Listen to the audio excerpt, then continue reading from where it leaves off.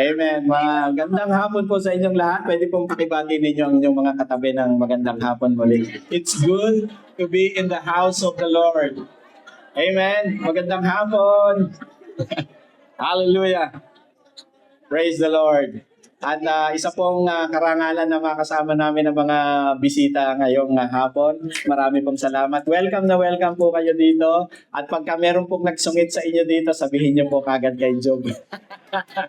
Joke lang. No, it's the culture of our service is we are the second family ng mga OFW. We try to be as we follow Christ, of course, we want to be in the company of followers of Christ as well. At iparamdam ang pag-ibig ng Diyos sa bawat isa. Amen? Kasi mahirap talaga na malayo sa ating pamilya at sa ating mga, karamihan sa atin, nasa Pilipinas ang ating mga family. Amen? Bakit ba na-segue ako doon?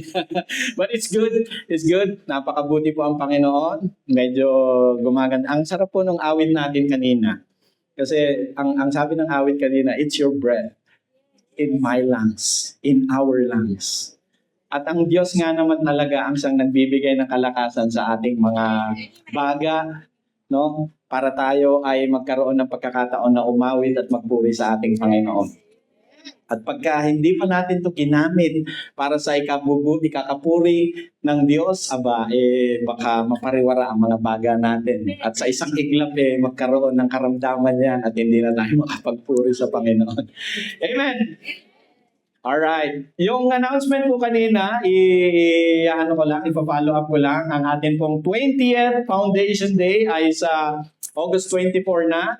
At si Pastor Yang ang mag-speak. Kaya medyo English ang labanan.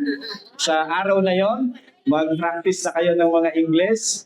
No? Matuto na kayong ang ating pinaka-senior pastor ng Cornerstone ay si Pastor Yang at siya po ang siyang mag-i-impart ng word for us about open heaven. But si PH po, sa mga susunod na sermon online ay ipiprelude tayo ng mga powerful and inspiring messages about open heaven. Kaya mamaya yung part 1, mamayang gabi, ay ini-invite namin kayo na manood talaga para makatch natin. Pagdating dun sa big day ay meron na tayong idea kung ano ba ang open heaven na yon.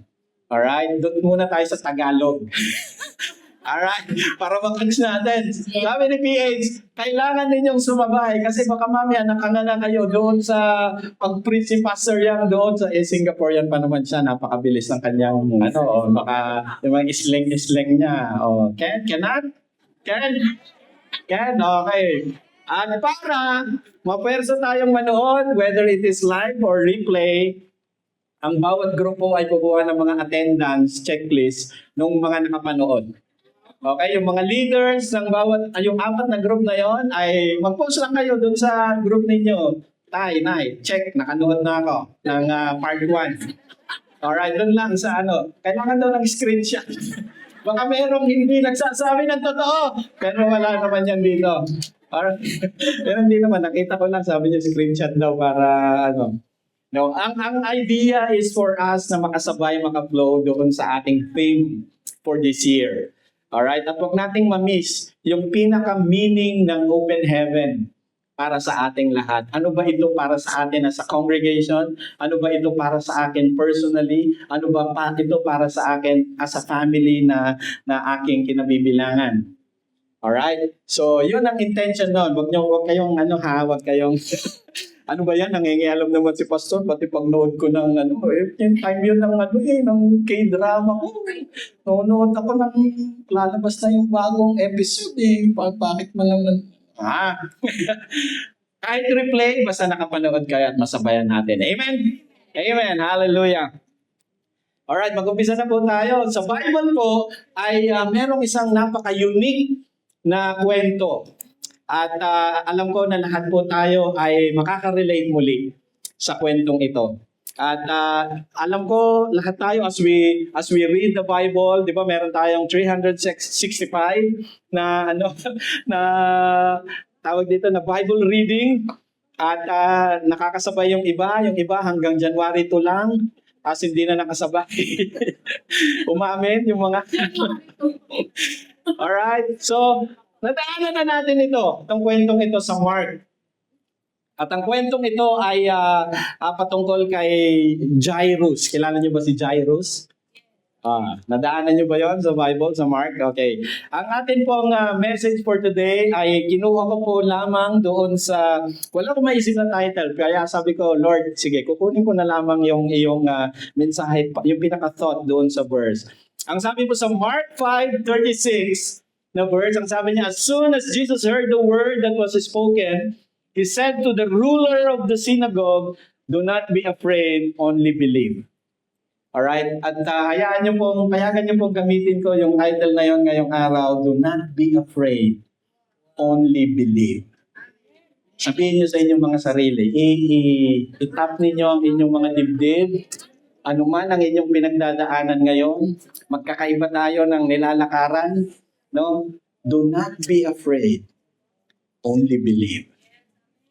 Note to self, do not be afraid.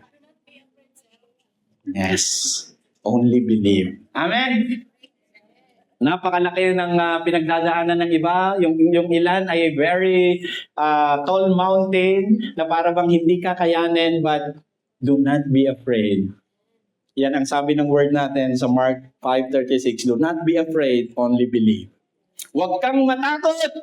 Maniwala ka lang. Amen. Huwag kang kabahan. Huwag kang madanagan.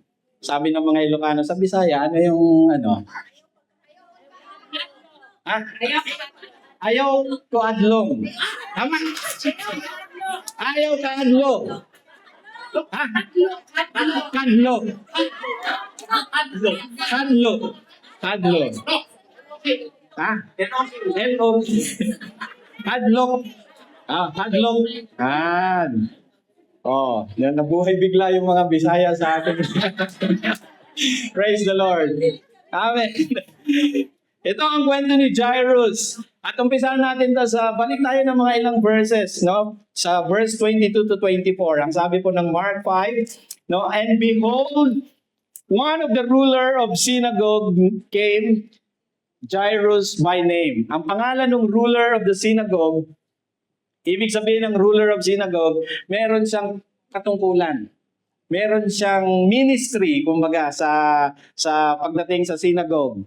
At nung panahon na yon ay yan. Pag sinabing ruler, ay sa yung nangingialam kung sino yung mga i-schedule, parang ganun, parang yung mga leader natin, ganun. Nangingialam kung sino yung i-schedule natin sa worship, sino yung i-schedule natin sa mga sacrifices, sino yung mga ilalagay sa ushering. Yan ang mga trabaho ng ruler ng synagogue. At ang pangalan niya ay si Jairus. At nung nakita niya si Jesus, ito yon, when he saw Jesus, he fell at his feet. So ibig sabihin, pwede nating sabihin na si Jairus ay may alam sa word. May alam sa mga commandments ng ating Panginoon. Kasi nasa synagogue, ang pinag-aaralan nila ay mga salita ng Diyos. So, ibig sabihin, makaka-relate tayo. Pwede natin sabihin na si Jairus ay isang Kristiyano. Meron siyang takot sa Diyos. At nung makita niya si Jesus, alam niya sa sarili niya na may pangangailangan siya. At ang una niyang ginawa, nung nakita niya si Jesus, he fell at his feet. Madalas bilang isang Kristiyano, pag tayo ay may pangangailangan, ano ang unang-una nating ginagawa? Amen? Mananalangin tayo. At talagang tayo ay nagpapakumbaba, Panginoon, alam ko marami akong ginawang pagkakamali. Ang tigas ng ulo ko for many. Just this once, Lord, iligtas mo ako. Magpapakabuti na po ako, Panginoon. Kakalimutan ko na po siya, Panginoon. Hindi na ako sasagot sa kanyang mga text, Panginoon. Ang mga good morning, beautiful niya sa akin, hindi ko napapansinin, Panginoon. Amen. We fell at His feet. Sa paanan ng ating Panginoon, inilalapit natin ang ating mga pangangailangan. Kasi alam ni Jairus na meron siyang pangangailangan. Lahat tayo nagkakaroon ng pagkakataon na meron tayong pangangailangan. At ang unang-una dapat nating ginagawa, hindi kay Muhammad. Yung speed dial natin. Hindi tayo manghihiram agad. Hindi tayo tatawag agad. We fell at His feet. Magpakumbaba tayo sa ating Panginoon. At lumarap sa ating Panginoon, ibigay ang ating mga worries. Amen? Ang ating mga pangangailangan. Kasi si Jairus, alam niya na meron siyang pinagdadaanan. At ang sabi pa rito, he begged him earnestly. Gaano ba kayo talaga yung inyong, when you need something sa ating Panginoon, ilang beses nyo bang hihingin yun sa ating Panginoon?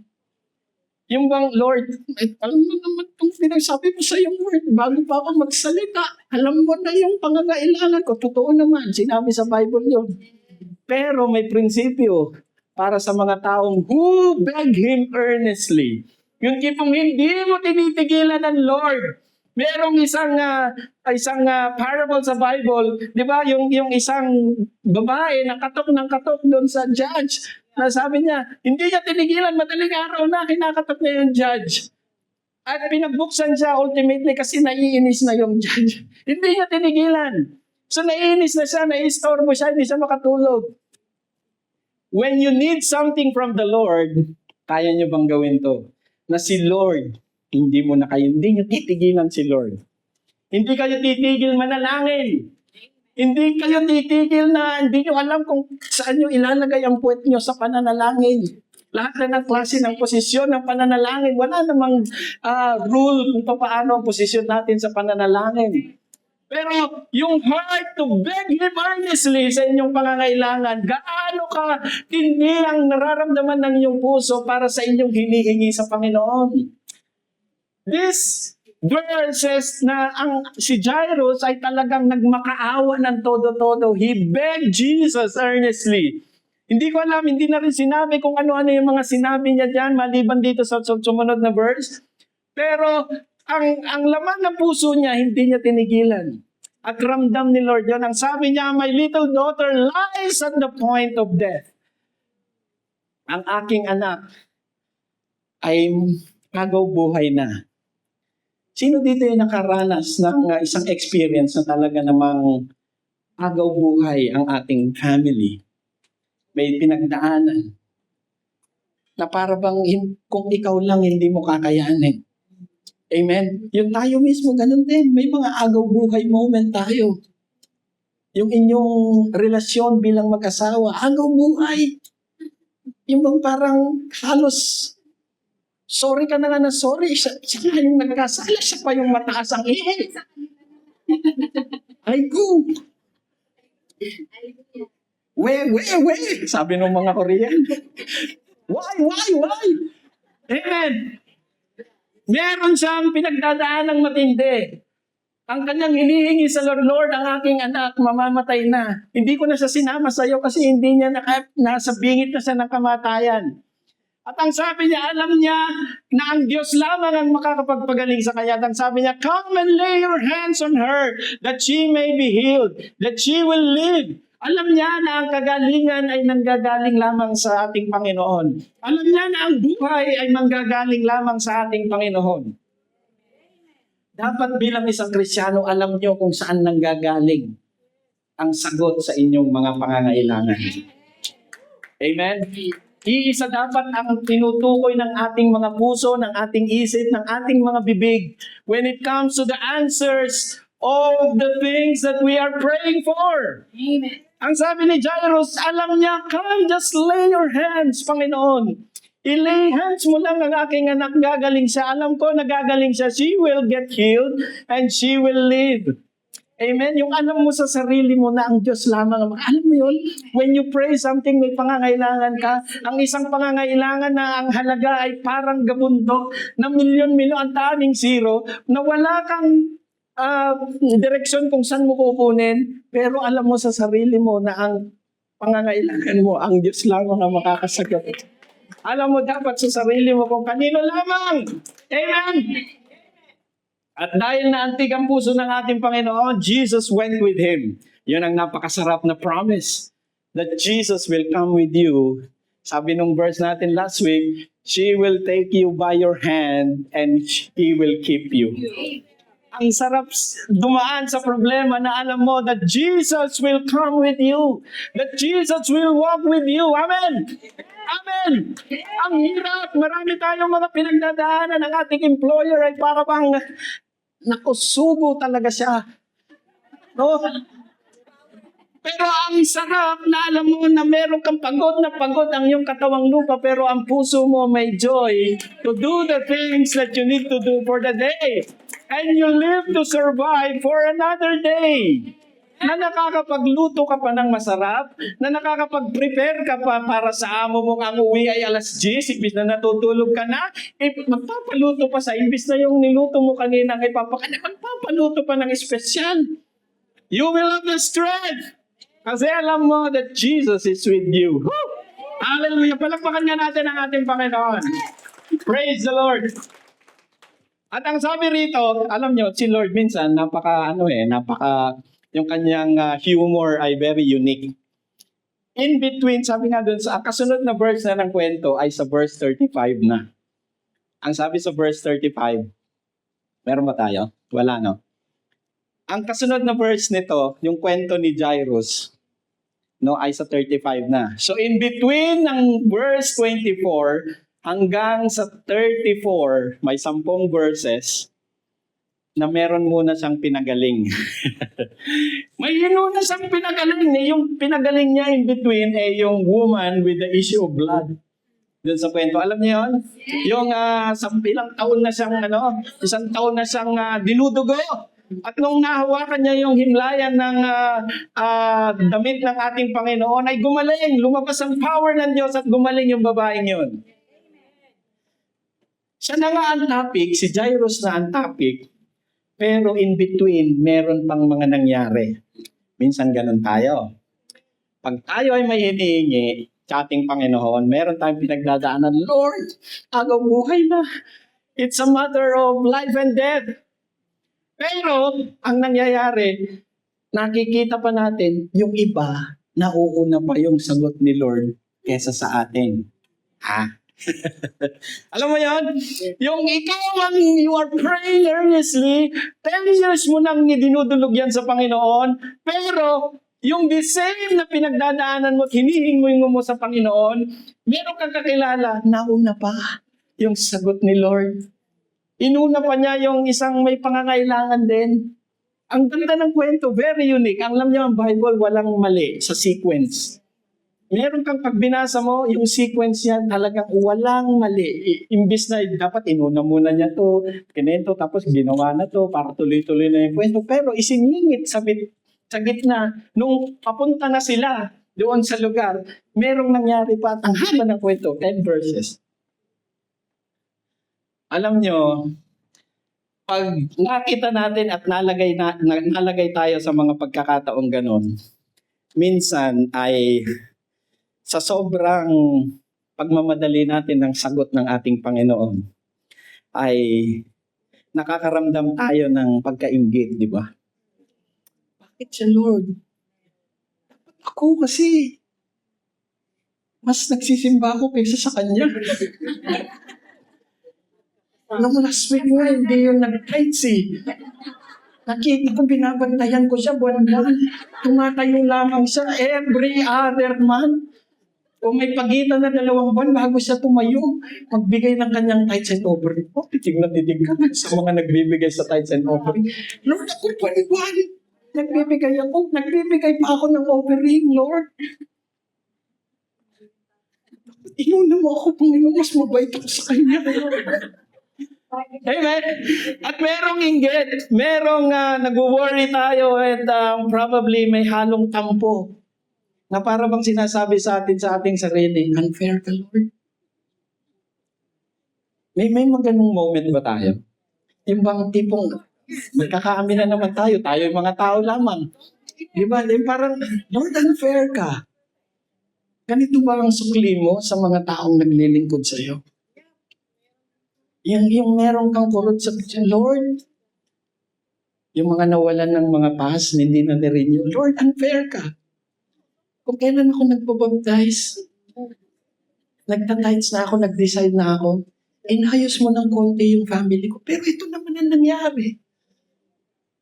Hindi na ako ni-renew. Meron pa akong bayarin, Lord. Kautang ko lang kay Ate Fremlin. Pautang siya 10K. O, di ba? Eh, di ba? Meron tayong may kasamang, may moment tayo na ganun, Lord, unfair ka.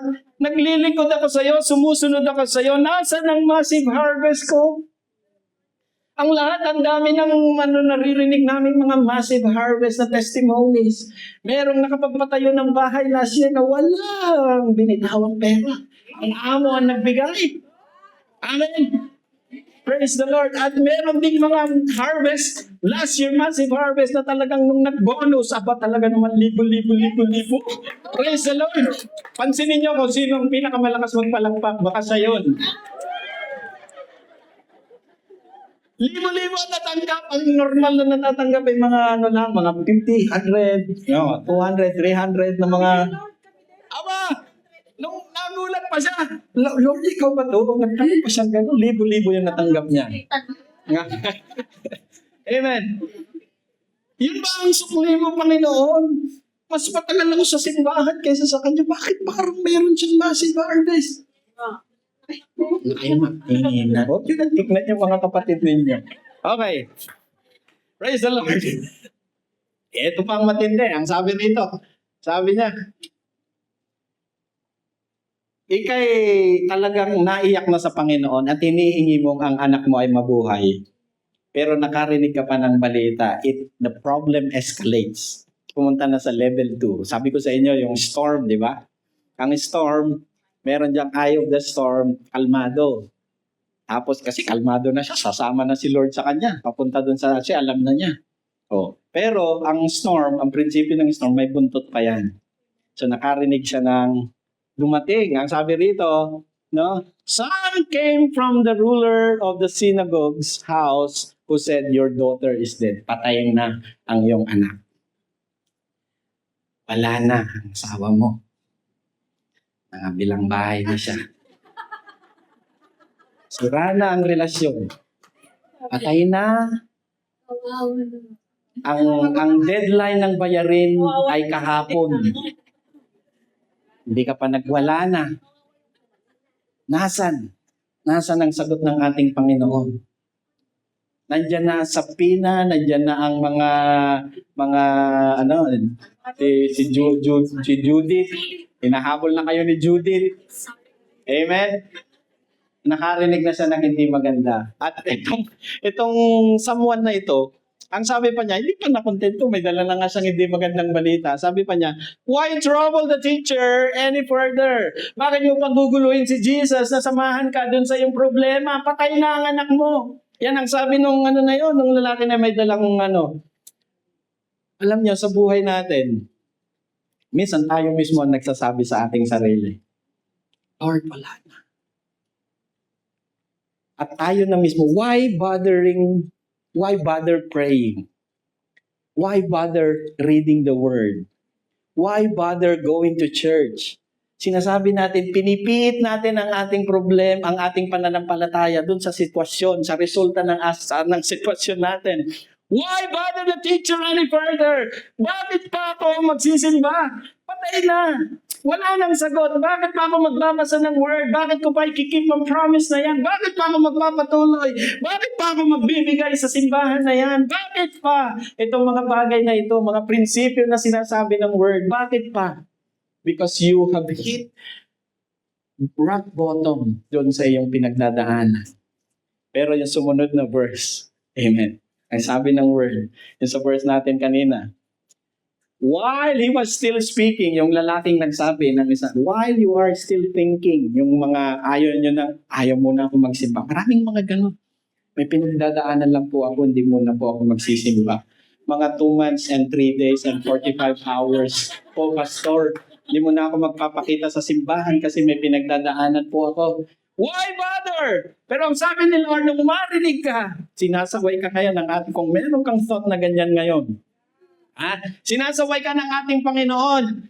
No, as soon as Jesus heard the word that was spoken, He said to the ruler of the synagogue, sinabi niya mismo kay Jairus, sinasabi ng Lord sa inyo ngayon, sa inyong mga puso, ang banal na Espiritu, ang sabi niya, do not be afraid, only believe. Sabihin nga natin ang sabay-sabay. Amen!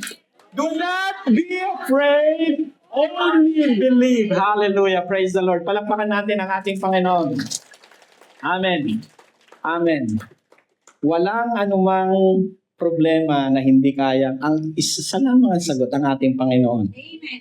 If God allows things, He allows it. Amen. At kung talagang ganon, pasalamat tayo sa ating Panginoon pa rin. Amen. Nasaan ang iyong massive harvest? Hinahanap mo. Tumingin ka sa paligid mo. Tumingin ka sa sarili mo. Nakakahinga ka pa, gumigising ka pa. Baka iyan ang massive harvest mo. That you are still alive, strong, merong healthy, at ang iyong family ay maayos sa Pilipinas. No, kahit anumang mga bagyo ngayon, mga baha na tumadaan doon, they are still okay. Yun ang massive harvest mo. Amen?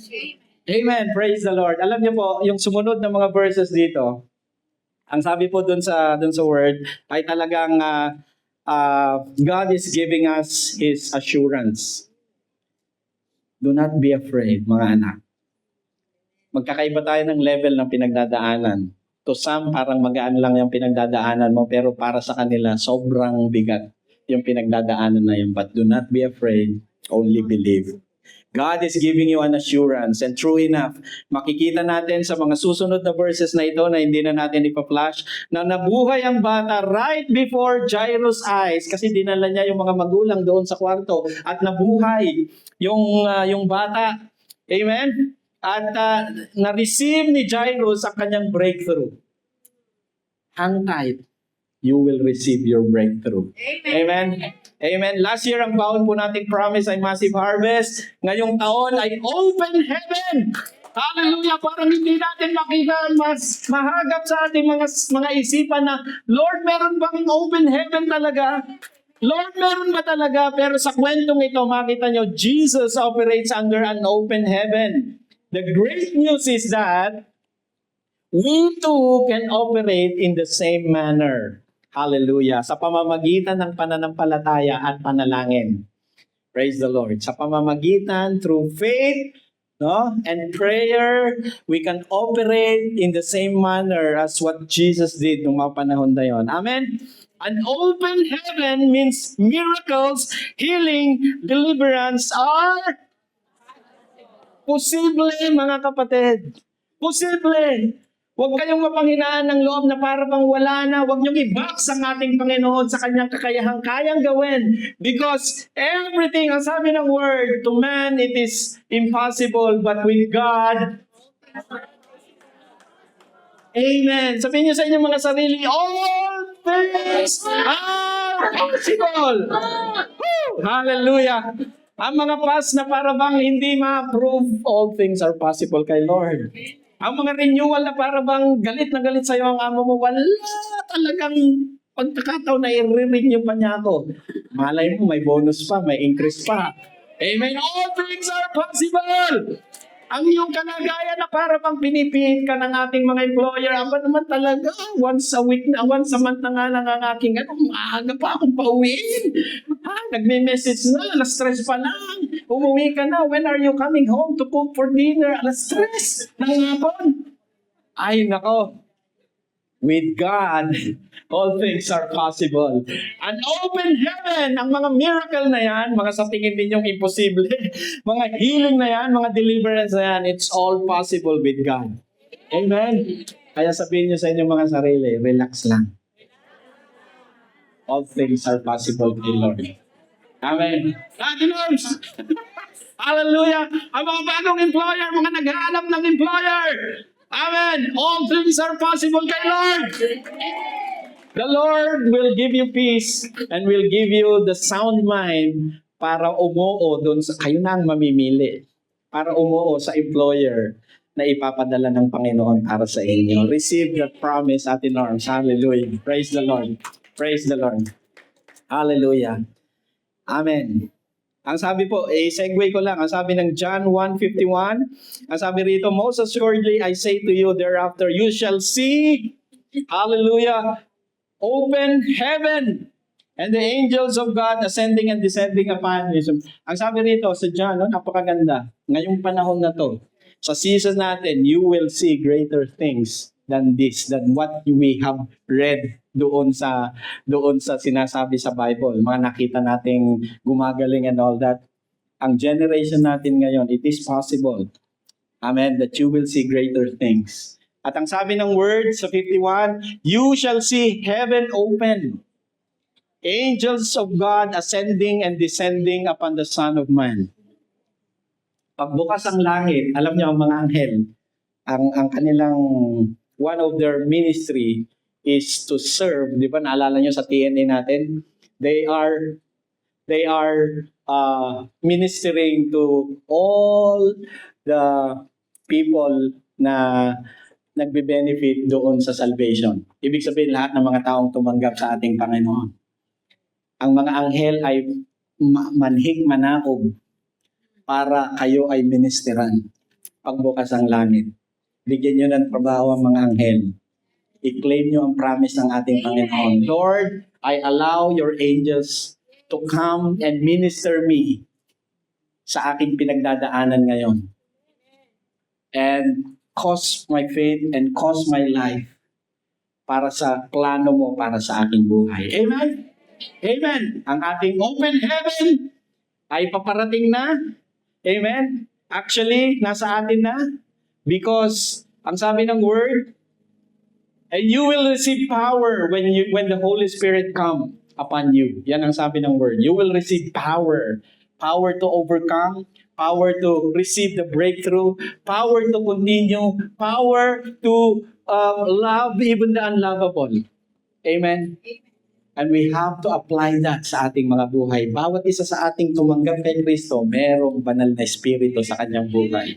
At pag nasa iyo ang banal na espiritu, ibig sabihin, the power lives in you. Amen. Activate that. Activate when an open heaven activates the power of Jesus, the power of Holy Spirit sa buhay ng bawat isa. Amen. Hallelujah. And we will seal this, itong promise na ito ng ating Panginoon as we do our communion. Let's do our communion today. It is the first day of the month. We usually do this. At ang mga pangako ng Diyos at ang ginawa ng Diyos para sa atin, selyuhan natin ngayong araw na ito. Hallelujah. Praise the Lord.